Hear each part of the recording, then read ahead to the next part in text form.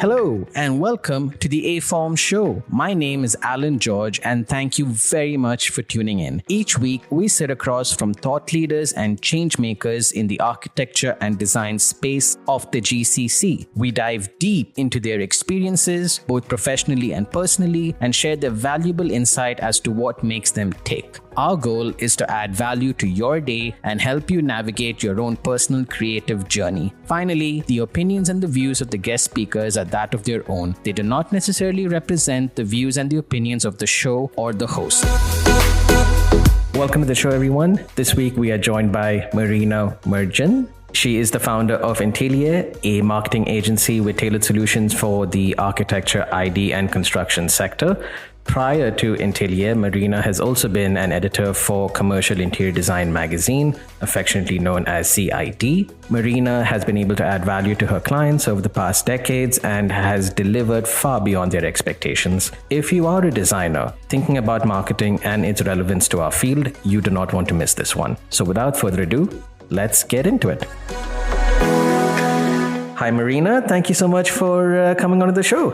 Hi, Alan. Thank you for having me. It's a real pleasure to be here today. And finally, to put a name to a face and face to a name and a voice as well. So. I know. I feel like we've kind of been circling each other in the industry, but never really met. So, this is very cool. I've obviously been a big admirer of your work. And I think Intelier, of course, hits and targets such a specific but such a big gap in our industry. And of course, I've kind of seen the work that you've done. Many of the guests in the past have obviously been clients of yours, and I've seen their kind of feedback as well, and it's been brilliant. So I'm not going to give too much away, and I'm going to let you do most of the talking. So if you can kind of walk our listeners through what is Intelier, how did it come to be, and what are you busy doing now? Thank you so much. Thank you for such a lovely introduction. And just to finish on compliments, I just want to say that it's great that you started this podcast and just open up the platform to have these kind of conversations. I always feel that it's never enough to talk about the industry, especially today when, there's a lot of changes happening in the way how we do business, how we do marketing as well. So I think it's always good to have this opportunity to discuss and to exchange those ideas and experiences. And I'm glad that you're using one of my favorite formats today, which is podcast, obviously. Yes. So Intelier also wanted to answer some of those questions and solve some of those problems for our clients.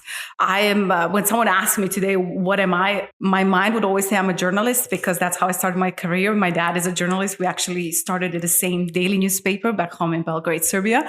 We actually have a friend, our first news that was ever published. His was in 1974. Mine was in 2004. So I would always say that I'm a journalism with a multiple skills.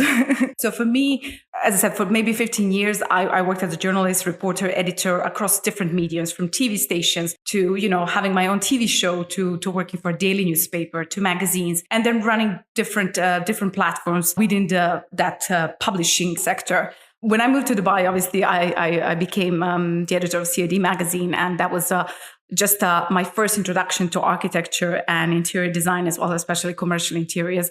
And I simply loved the B2B aspect to it. I like that business to business publication.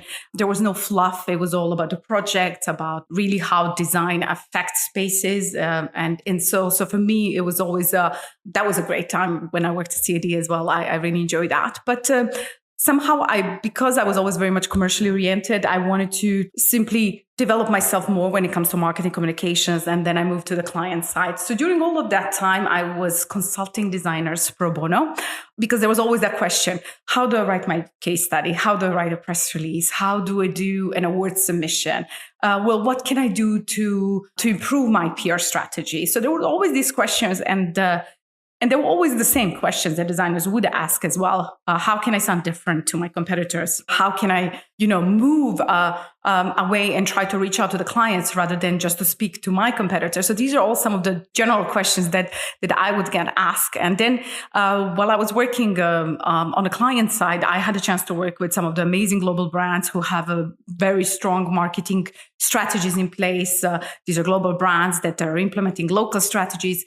So for me, that was the right moment after COVID when I decided. I mean, it was long in the making. It was my dream to have my own marketing consultancy consultancy. But as I said, then I felt that there was really a niche and there was a right time, just because with all the technological advancements and everything that's happening around us, I don't think we are even able to keep up and comprehend, what are the possibilities and what is marketing today. So then I felt, okay, it's right time to start Intelier. It's a made up word of two words, interiors and atelier, but also intelligence as an information and atelier. And our tagline is loud and clear, which I adapted from the daily newspapers where I used to work, because our ethos then was that when you write, you have to write fast, short, and clear. So you can tell a story in 2 sentences, right? But you can tell a story as a 2-page interview. But the essence of the story is always in the first 2 sentences. And if, as an editor, if I want to cut your story, if I just go blindly and cut from the back, the story will still make sense.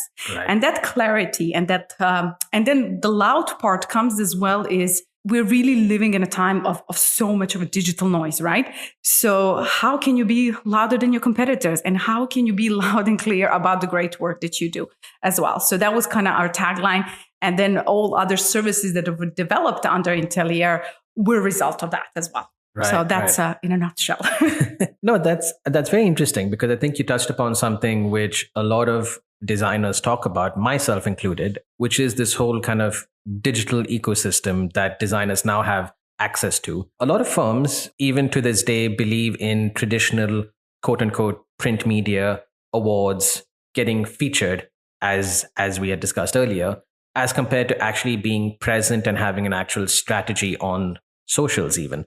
So much so, a lot of old school companies just have a negative connotation when it comes to social media as well. They think, oh, no, we don't need to do that. That's not on brand for us, and so on and so forth. So I kind of want to get your opinion for maybe starting with them. What are they missing out on? Is there opportunity for kind of vintage brands even to capitalize across social media, or is that something just for much more smaller, unique boutiques? Well, I don't want to talk necessarily only about the social media. It's what are they missing on? An opportunity to talk about their work, right? It's not just about to talk about themselves, not even to talk about their work, opportunity to talk about how you can help specific clients as well. You mentioned about, there is this knowledge that architects don't advertise, they get featured. And it really kind of goes back, because if you look at certain countries, if you're going to take India, for example, or Philippines, even Croatia, these are the countries that had very strict code of conduct, right? When it comes to advertising. Even in India, there were cases where people were, there were lawsuits against architects who were advertising as well. So there is really this deeply rooted aspect that if I'm going to advertise about my service in business, it's going to cheapen my brand and my practice. And it did make sense. If you look at those code of conduct that I mentioned, they've been written in 1989 or so, in 80s and early 90s, when that digital footprint of any company wasn't as important as is today. So I don't think that there's nothing wrong with talking about yourself, talking about your services, and especially what type of solutions you're providing for your clients. What kind of problems are you solving for them? It's not going to make you sound like this, fishy car salesman. It's right. Not going to cheapen your brand, but it will make you a bit more approachable as well. And if we look at even the changes that are happening, because it was always about the lawyers, architects, and doctors as well, right? These are the industries that you would not necessarily see advertised. But that kind of brings us more to content marketing, because content marketing is more about the value that you're providing. It's more about, not just advertising like, okay, look at me, this is my company. It's more about the valuable content where you're providing certain resources that are really true to your expertise, your services, your experience, that maybe your competitors are not doing. So this is something that I always feel it's a missed opportunity if it's not done right. And it's really not about the number of likes. It's not about the number of posts. I always say to my clients, it's continuity. It's important just to have that constant presence across multiple touch points, whether if it's an email campaign, it's a blog post, it's a social media post on LinkedIn or on Instagram, it's a story, reel. So this is just having that strong presence as well. Right. I think it's interesting because our specific field, that's architecture, interior design, construction, even for that matter, I don't think that there's a lack of content. I think that any studio on the daily, on the hourly, pretty much can crank out content constantly, whether it's a sketch or an Excel sheet or whatever it may be, there's always some kind of content that can be used to kind of put your word out there and your presence out there. So from your experience, the very simple question is, why don't more people do it? Yeah, you're absolutely right. And I always have that as a good source of evidence when people tell me, well, I don't know what to post about. I don't know what to talk about. I said, give me a WhatsApp. Just open your group with your team. In that WhatsApp group, I'm sure you would have exactly what you mentioned. You would have so many different conversations, and especially with architecture, with interior designers, just because the projects are more fast tracked, right? It's always easier to talk about completed projects rather than just the concepts. But for architects as well, there's so many different stages of the project and so many different angles how you can talk about a specific project, right? So, if you're building a mall and you know that mall is going to be ready in 3 years from now, that really doesn't stop you to talk about the future of retail, to talk about the architecture of the future of malls, how is it affecting with the digital and online shop. There's so many topics that you can talk around while referencing the project that's ongoing, right? So, and just going back to architects get featured, they don't advertise. Just for that aspect, I just want to mention one thing that I think it's also very important. Media landscape change as well. And I think today there's this saying that every company today is a media company. And I strongly believe in that today with all the available technology, with all the available social media platforms, we actually have a control of creating content first on our own platforms. I think gone are the days where you have to really, I still believe very strongly in PR, and I think PR is a very important part of, especially for architects and designers. But there's so much more that you can do when it comes to just being featured in digital, in magazines as well. Then also media landscape change as well, how these magazines are perceived, right? I would always cheer for print. I am, that's my background. I'm always going to be reading daily newspapers. I'm always going to be buying magazines. But you have to ask yourself, do your clients buy magazines? Do your clients, and moreover, do your clients buy those specific trade-related magazines? No, they don't. So you really have to then think about, okay, if these are my PR efforts and this is my exposure, am I really just exposing myself to my competitors? And very narrow circle within the design community, or I'm really reaching out to my clients? And this is where content marketing comes in place. This is where that strategy about, okay, how am I going to position myself? How I'm going to talk from my client's perspective? Again, what problems I'm trying to solve for them. Right. So I think what's important maybe for designers to take away from this is that there is no right or wrong way. No. And there probably is a very unique, tailored, custom, I almost sound like an architect now, again, like a bespoke solution for yourself, because perhaps one size doesn't fit all anymore. Would that be fair to say? No, and you're completely right. No, it doesn't fit all. And what I always tell designers when I talk to them, I always use one analogy, which is Google analogy. I said, when you want to eat Italian food, right? You're going to go on Google and you're going to type best Italian restaurant near me or best Italian restaurant in a Business Bay, right? You're not going to be searching for an award-winning restaurant specializing in Japanese, French, Italian, Chinese food, right? But when you think about it, every single architecture on award or interior design studio sounds the same. It's an award-winning interior design studio specializing in healthcare, hospitality, commercial, office, F&B, retail. And you think about, well, where is the specialty? And the problem with that is designers also often think that if I promote my niche, and everyone has a niche, no one can tell me, oh, I'm multidisciplinary. Yes, you may be multidisciplinary. But if you analyze your projects on a yearly basis, and if 65 to 70% comes from a specific sector and a similar concept, a similar profile of clients, that's your niche. And nothing wrong with pushing that niche even further. So, and promoting that. Because again, architects and designers, A, they have limited time. B, they have limited resources. So if you already want to put some marketing effort, then you better go with your strongest card. So that's kind of the concept for that. Right. I think again, you touched upon something very important, which is, yes, you may have the content and you may have the intention to use said content as well, but it is building your presence online, building your digital footprint. It does take a lot of time and energy, but I think it also takes a strong commitment financially as well to actually put an actual marketing budget behind what you're planning to do. And I think, like you rightly said, actually have a strategy behind it, just like you would with any project, I would imagine. You actually have to timeline it, budget it, schedule it, and so on and so forth. Is that a right way to think about it? No, for sure. But just think about it. How many architects and designers actually budget marketing when they do their cost? None. Of projects, right? None. So, for example, as an interior design company, let's say you're working somewhere between 25 to 40 projects per year. Not all projects deserve to be marketed in a certain way. Yeah, they deserve to be documented in a certain way. But you cannot tell me that within those 25 or 40 projects, you cannot identify 6 hero projects per year. So these are the projects where I'm going to excel with design. You have those projects that are just simply putting bread on your table, right? And they're feeding you from.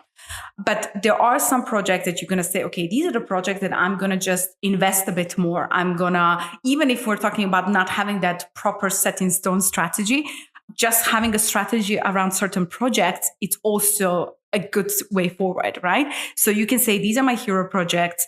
This is the project. Okay, I'm going to actually include the cost of marketing while I'm doing the costing of the project. It can be, if we talk about the marketing budget in general, it will be maybe around 5% from the overall budget of the company. But if you don't have those resources or knowledge to really budget your marketing on a yearly basis, at least you can start budgeting by project. And what I mean by that, then you can look at a project and you can say, okay, these are the phases of the project. Okay, what can I do with the project from the concept stage all the way until completion? Because sometimes I feel there's so many lost opportunities. Designers, they will put so much effort. Okay, some do pitch for projects, some they don't. But, even from that pitching phase, you're trying to win the project. Then, you're putting all of your creative efforts, and your team is working hard on these projects. And then the end result is, if we're lucky, a pretty picture. Right? It doesn't really go beyond that. It really doesn't talk about your ideas, how you developed your concept, about your processes, about how you work with the clients. Rarely ever we see client testimonials because designers find them too salesy. But what was a word of mouth maybe 10 years ago, that's what's Google review today. And a video testimonial today as well. So these are those missed opportunities in terms of how we talk about a project. So again, if that project is, you have to decide, is this project that can get some kind of international media exposure, or it's a very local? If it's a local, what kind of publications I can feature it in? What's going to be my peer strategy around it? I'm going to do photo, but why don't I do video case study where I'm going to interview my client. We're going to talk about the project and the accomplishment. So what are the different formats of how I'm going to present and work with this project? So this is something that will be maybe my advice when people are deciding on their strategy, even just by identifying those 6 projects. Because if you think about it, you can create so many multiple pieces of content based on that project. Right. Throughout the period that you would have that strong presence online. Right. For sure. Makes a lot of sense. And again, I think any designer listening to this definitely agrees, and no one's disputing it for sure. Just listening to you, it makes me think about so many roadblocks that I, as a designer, I'm not going to kind of drag my firms into this, but just me as a designer, I've always thought of, even if we were to say, in the ideal world, I do all of that myself.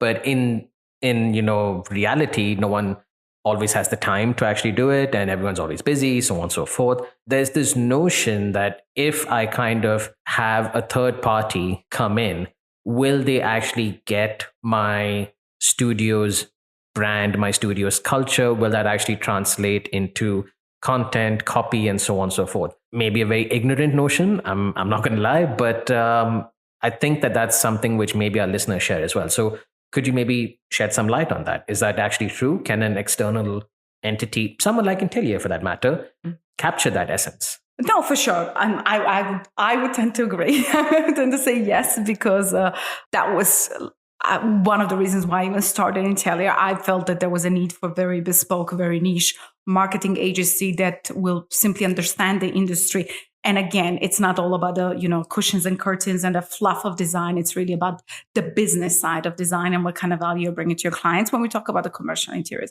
as well. It all depends about the approach of the agency, right? And it all depends on what type of services you're looking for. I personally always enjoy to work on what I call project makeovers. These are usually mid-size architecture design, or even for that matter, contracting studios who been on the market for some time, let's say in a span of 7 to 10 years. They've been producing great work. And again, they never had time to properly work on their marketing strategy. It was something that they were doing the best way they could, right? So I think after that time of 7 years, companies that managed to survive, the company that you are today, and 7 years ago, you grew, you learn, your experience is different, you have a better client portfolio, and you kind of you carved your niche as well. So you know exactly where you need to position yourself. And this is the time when I would tell people this is the right time for you to kind of reevaluate your marketing strategy. This is a time where you really have to, it's all about the positioning for me. And this is when you're saying about the voice. Can external agencies sound as you? I believe that our job is to find that voice for you as well, because the way you sound, probably if you reached out to us, then you're probably not sounding the way you should be sounding, right? True. You're probably one of those an award-winning architect specializing in Right. So, and when I say about the project makeovers and finding that positioning a voice, for me, that's the core part of the marketing strategy. And when I talk about the marketing strategy, what we tend to see here a lot, especially within the industry, I see a lot of reactive marketing, which means, and it's often influenced by FOMO, fear of missing out. Oh, my competitors are doing this, I should be doing that. It also goes for the brands, because we do work with a lot of design brands as well. And they're like, oh, my competitors are sponsoring these awards, we need to sponsor that as well. Then you think about, well, just because they're doing something, first, A, doesn't mean that they're doing right. And the second of all, it doesn't mean that it's right for your company as well. So when we talk about the marketing strategy for architects and designers, there are 3 key aspects that are very important for me. First of all is positioning. So again, where do you stand today compared to where you were when you started your company? What type of projects you're working on? What are your capabilities? What does your team look like? What are their expertise? What are your strengths? That's first aspect. So what are those USPs of my company that I need to reposition? And again, what is your niche? If you have that split between the projects, let's say 70% you're working on offices, and then 10% you're working on retail, and 10% you're working on F&B. For me, you're a workplace expert, without a doubt, right? And so if I'm going to look at how strategically I would like to position you, that would be the way forward. So that's something that when we talk about the value positioning, second aspect of that is really, really, I always say, don't stalk your competitors, analyze them. Instead of just scrolling down their feed and just looking what they're posting, really try to analyze and understand what they're doing. What is their posting strategy? Are they posting on Instagram, or which platforms are they using? Are they writing blogs? If so, how often? How many blogs they're writing? What is the tone of their voice? Who are they talking to? That's a very important question. Are they talking to other architects and designers? Because that's what's happening a lot. Or are they actually talking to their clients? Because those 2 languages are completely different. That's one aspect. So analyze your competitors. When we do competitor analysis, we always choose 5 competitors. And I always say, let's choose 3 that you're losing business to today. And let's choose 2. They can be local, international, the ones that you aspire to be. And understand anything from their posting strategy, their website structure, to their company profiles. Is there any email automation? What type of content marketing are they producing? Is there a podcast? Is there a video series?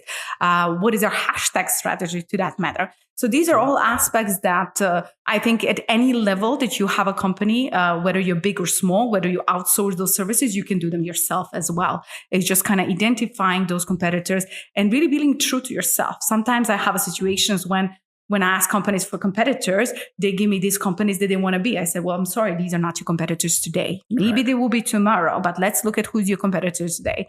So this is one aspect. And third aspect for me, the most important one, is also understanding your clients. So understanding yourself, understanding your competitors, and understanding your clients.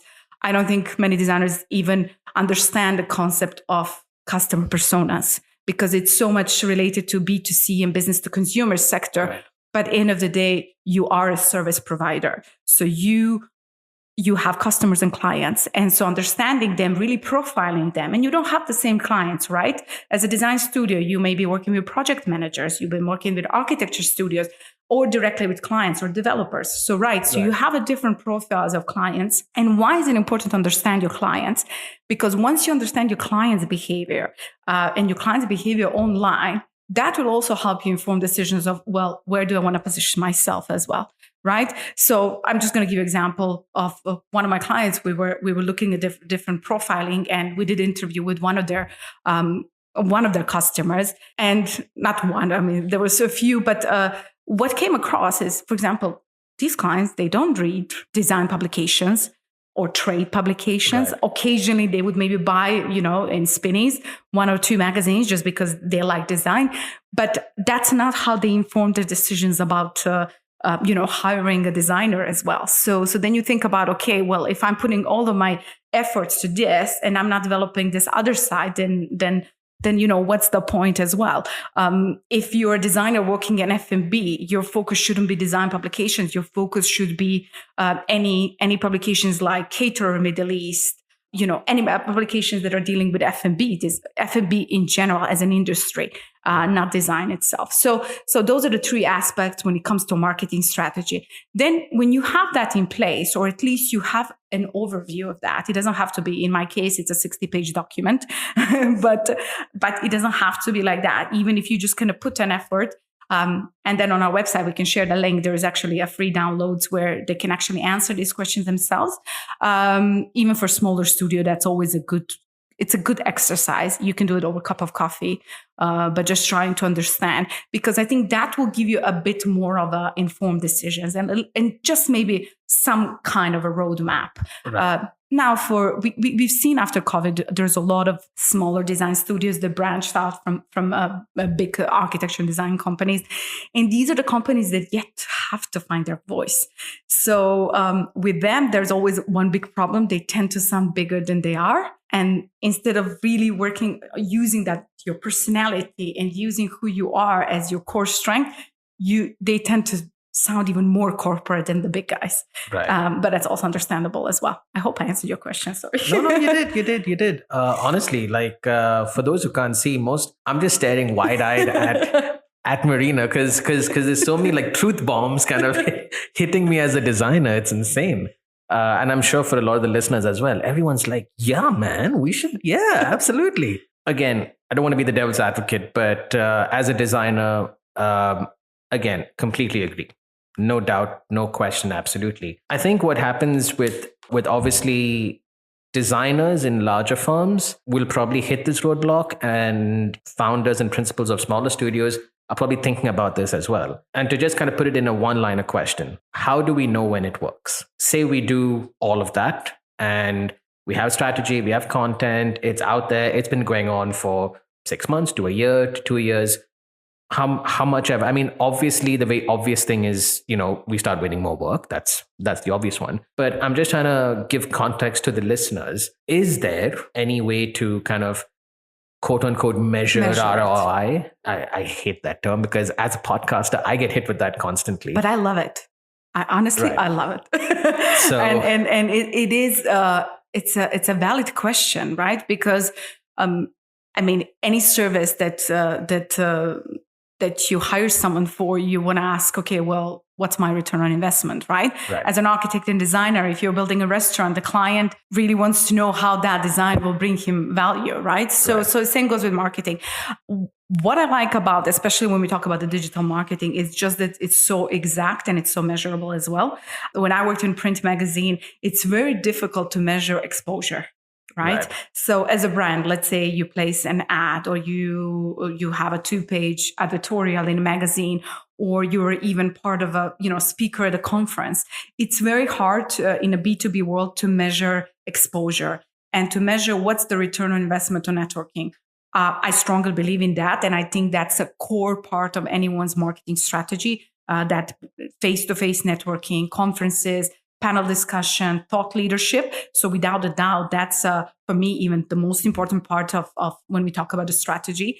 But it's a very difficult part to measure, right? So for example, I will just give you an example. I was a chairman at a conference, and one lady heard me speaking, and then we had a discussion, and then maybe, I don't know, 6 months from now, we're going to realize one event together. So that can be my return on investment for the time and the time that I spent at that specific conference. So sometimes it's very difficult to measure that. But when it comes to digital efforts and digital marketing, it's very easy because you have metrics, right? So what goes in, and let's see what comes out. You cannot measure it really exact when it comes to your social media, because it's really about the reach and awareness. But if you look at the 3 KPIs, that will be, what kind of awareness, what kind of buzz am I creating, right? So that's your reach, that's your awareness. The second one would be engagement. Okay, I'm creating all this buzz, but how are people engaging with me? And people often tend to think, oh, I only have 50 likes. Yes. But can you imagine that 50 people actually, we're so obsessed with these YouTube influencers, Instagram influencers, but you have to think about the size of your market. Right. And so when you think about, just put 50 people in the room and these 50 people engage, let alone when your videos have 500 or 1,000 or 3,000 views, just imagine 3,000 people in a room watching a video. So that's something that sometimes we have these unrealistic expectations of what social media is going to bring to us.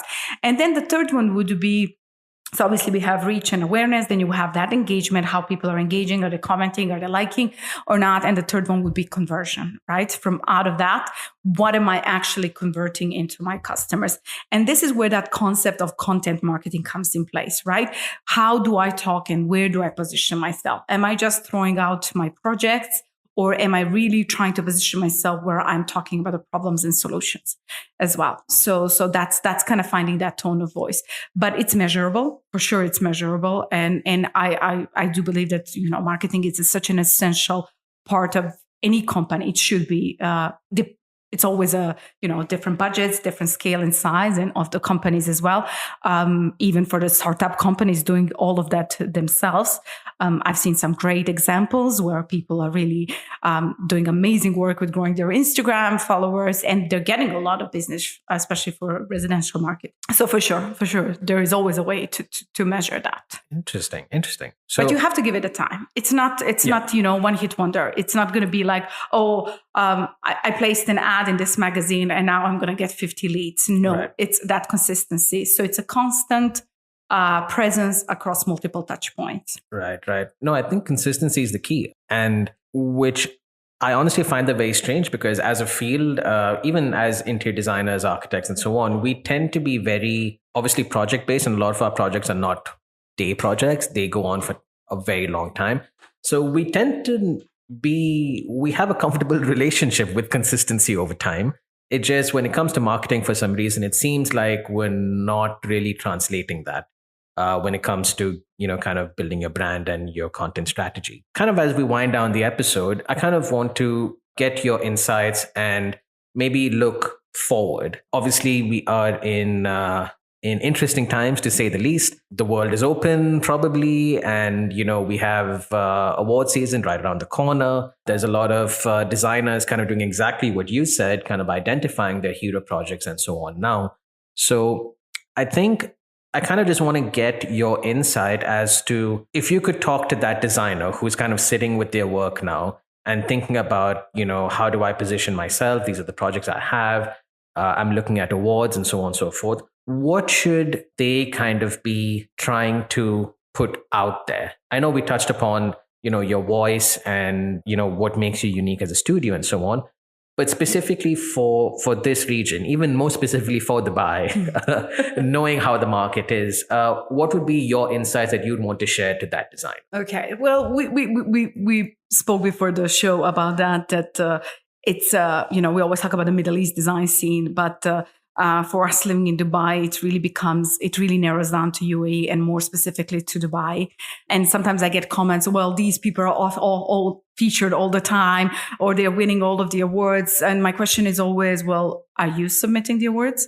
Are you getting your press releases on a regular basis? Yeah. And they're like, well, no. Well, why you're not doing the same thing, right? So it's not about that. It's just about, you have certain companies that made marketing and PR part of their priority, and they are putting a work and efforts to do so. And that's why they're more visible than others. Then you have companies that have a different approach. Just because you're not on social media, it doesn't mean you're not active with your marketing as well.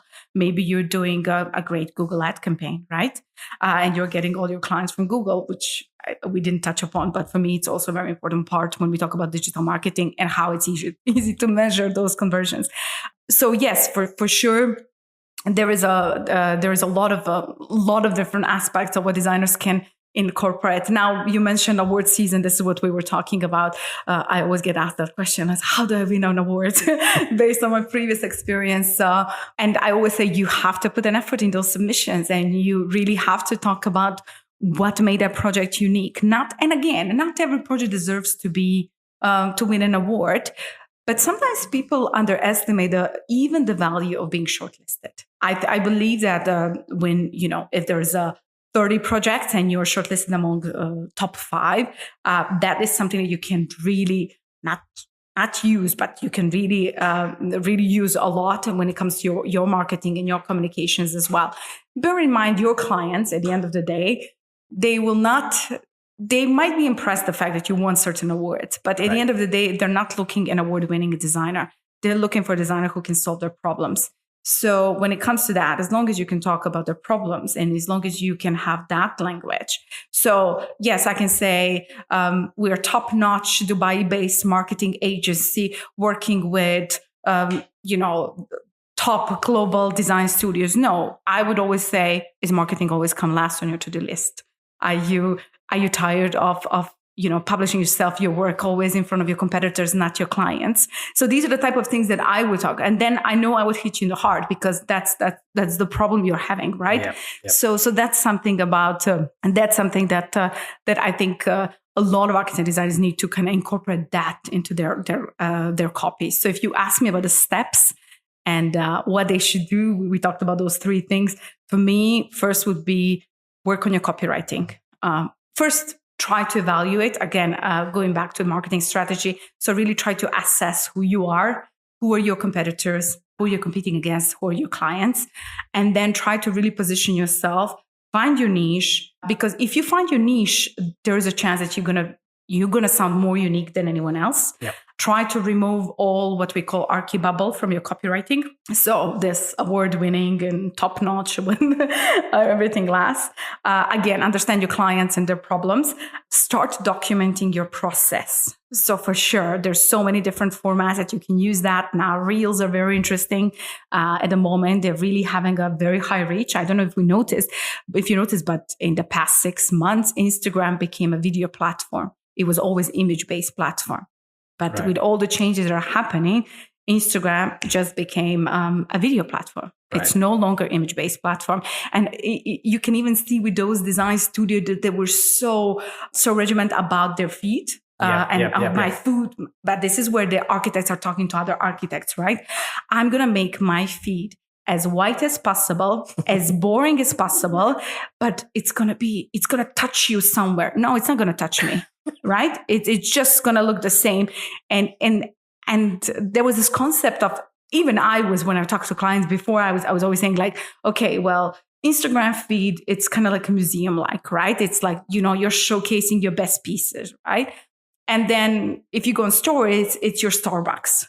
Right. So this is where you go raw, real, behind the scenes. But now with Reels, and because you want them on your feed, everything changed. So you can now even see some of those architecture studios that were so keeping their feed so tight and neat, all of a sudden are getting bombarded with feed as well. But that just tells you, with Reels, but that just tells you about that whole concept of raw and unstructured and not too polished. Why? Because that makes you more human. You're not some unreachable architect that I don't even know how to talk to as a client, that I'm intimidated even by asking questions like, okay, how much it's going to cost? Well, how you work? How long this is going to take, right? So it's just that level of decision. Am I going to be this unapproachable, or I'm really going to be this down to earth? And it doesn't mean it's going to cheapen your brand, right? Because you're still going to talk about your expertise. Right. Okay. I think I covered 5 questions. But again, no one's complaining. Yes. Okay. I think you touched upon something very interesting. We've had Studio D04 on the podcast last season. And what I took away from them was obviously they have a very strong social media presence. But what they said, their key kind of feedback that they got from their clients who eventually signed on was exactly that, which I think a lot of studios miss. A lot of their clients actually came to them and said, now that I see that, I don't need a computer and I see how you actually sketch, and I tried sketching and I saw, your input when you said, minimum spaces of things should be this. And then I tried that. And because they followed that process, they then became relatable, that they weren't, like you said, these kind of, how do I even approach someone like that who knows so much and I don't? But more importantly, they actually came as sold customers because they were following the process all along. And they know that if I pay this amount, I know exactly what's going to happen with my work. And I thought that was very interesting, which I think you've obviously touched upon. But yeah, I think there's a lot to kind of take away from just, showing what your process is. Kind of as the last question to the show, I kind of leave this open-ended. We refer to it internally as the utopian question. Okay. And typically for designers, the fundamental is that I ask them, what would be your most utopian project, right? If you had the perfect client with the perfect money, with the perfect plot, what would you build? So I'm going to tweak that question a bit for you, obviously. Okay. But for you, what would be the ideal client, and what would you want to do and achieve with that ideal client in this environment in 2022? Who is your ideal client, and what would be your most ideal campaign? No budget. Okay, well, I will split that in two, because really the clients that we work now, for me, they are my ideal clients as well. I always say we work with usually that will be a mid-sized studios or companies that are already well established. They have a good portfolio of projects, and they're busy with work. And it's not to undervalue anyone, but it's just that they are at the right stage to invest in marketing, and they have budgets for marketing as well. Right. Now, with the larger companies, they already have, I always position Intelier that we come almost as your outsourced marketing buddy. So that's the time when you're ready to invest in marketing, but you don't want to employ someone full-time just to do marketing, right? And this is where we come in place, and we kind of take off that role for you with all the services that we offer within that. So for me, it's that aspect. When it comes to large, big global scales, I like to work with large, big and global brands, because they have amazing marketing strategies. So anything that we can provide as additional service, or especially when it comes to videos and events, that's where I like to go big with brands. And we only really work with global brands, with really global brands that I believe in, that they are doing amazing work when it comes to design and their products. But when it comes to ideal client, I wouldn't necessarily like to work with the big global companies, but because they already have everything set in stone and in place as well. I like to work with the companies where I can really make a difference, and I can see that before and after what I told you about the project makeover. Right. So that's what I would identify as an ideal client for both ways, right? Where I can come in and you don't see me as a cost, but you can really see me as a part of your team. Not me, but I mean Intelier and everything that we're doing. But when it comes to utopian, like that ideal project for me, when I'm dreaming about it, a Netflix video series on design scene in the Middle East, where we can really showcase some great projects and tell amazing stories. So that's on my vision board. All right. Anyone listening, if you got a hookup at Netflix, Mina, hit us up. Yes. We got some ideas. No, but right. just to add on that, I sometimes feel that this region, it was always, it's so easier to talk about Italian design or, design scene in UK, even when we look at design scene in Lebanon. But when we talk about the Dubai design scene, there's always, we're just following trends, we're not doing. But I don't think that's the case now. I think many homegrown design studios are delivering marvelous work. Right. They're actually now branching from Dubai and working in different regions. They have a nice design aesthetics, great values, and above all, great quality standards as well. So I do personally would definitely love to showcase that. So especially when it comes to hospitality. And I think here as the region, this region is really open to new ideas just because everything is so new and nothing is set in stone. So even the clients are more open to crazy projects as well and projects that are pushing the boundaries. Right. So that's where the whole idea comes in place. Awesome. Marina, thank you so much for your time. I think I don't have to say it. I'm pretty sure any designer listening in wants to get in touch with you somehow with so many, kind of small, large philosophical questions, even maybe, I don't know, but we'll definitely have you linked in our show notes and so on. And if anyone wants to get in touch, all the details will be there. This is definitely the first conversation of many, I feel. We're definitely going to have you back on the show for a much more deeper dive into content strategy and the world of media. And on behalf of the entire show, Marina, thank you so much for giving us your time. Thank you so much for having me. And amazing questions. I usually, as a journalist, you're used to asking questions, but it's nice that we had this conversation. And thank you so much for inviting me. Awesome. And on that note, we will catch you guys next week. Fellow aFormers, thank you guys for listening. Thank you guys for being part of our journey, and thank you for the immense support we've been receiving for our episodes. It has and continues to be a very bumpy road, but we wouldn't want it any other way. If you enjoyed this episode and it brought you value, please share this episode with anyone who may benefit from it. But of course, if you loved the episode, follow us on Instagram and LinkedIn, send us a little DM, and we may just send you a secret link to a secret episode which we've been working on. Wink, wink, nudge, nudge. See you next time. Keep sketching.